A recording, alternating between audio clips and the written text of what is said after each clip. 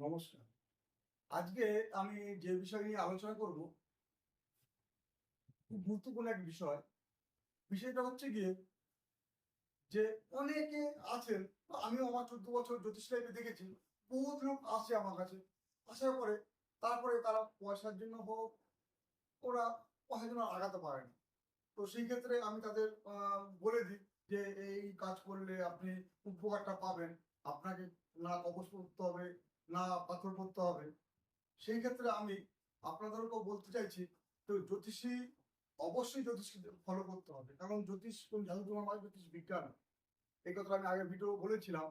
তো সেক্ষেত্রে আমি বলছি যে আপনারা কোন জ্যোতিষকে দেখিয়ে যেই গ্রহটা আপনার খারাপ, যেই গ্রহটা আপনার পাপ ঘরে বসে আছে বা মারক হয়ে গেছে, সেই গ্রহটাকে আপনি কোনো কবচ বা পাথর ছাড়াই আহ, ভালো করতে পারবেন, বা আপনার সেই গ্রহটা আপনার প্রতি স্মরণপূর্ণ হবে, বা আপনাকে সঠিক রাস্তা দেখাবে। যেমন আমরা যেই গ্রহগুলো আমাদের খারাপ, তো সেই গ্রহগুলোর দেবতাকেই আপনি পুজো করলেই হবে। আদার্স গুলোকে আপনি যেহেতু ভালো আছে ছেড়ে দিন, অসুবিধা কিছু নেই।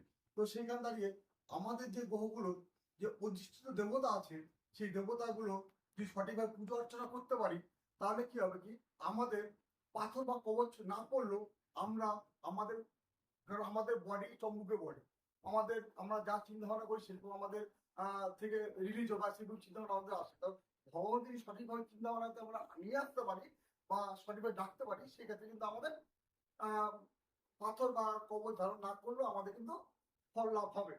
তো সেই ক্ষেত্রে আমি নটা গ্রহ অদৃষ্ট দেবতার নাম বলবো। আপনারা যার যেই গ্রহটা খারাপ আছে বা মারক ঘরে আছে, ঠিক আছে, তাদের আপনি যদি সেই অদৃষ্ট দেবতার নাম জপটা করতে পারেন, তাহলে আশা করি আপনাদের যে গ্রহ পাপক গ্রহ বসে আছে, সে অনেকটাই শান্ত হবে বা আপনাকে আশীর্বাদ পূর্ণ হবে আপনার প্রতি।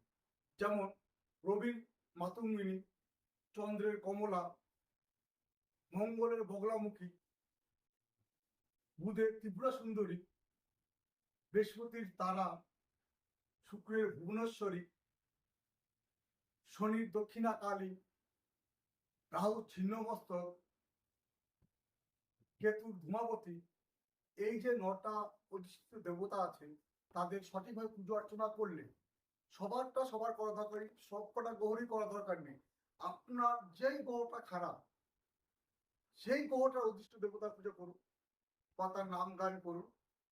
দেখবেন পাথর বা কবচ না পড়লেও আপনি তার আশীর্বাদ পূর্ণ হবেন, বা আপনার সেটা মারক থেকে অনেকটাই রিকভারি করবে। নমস্কার।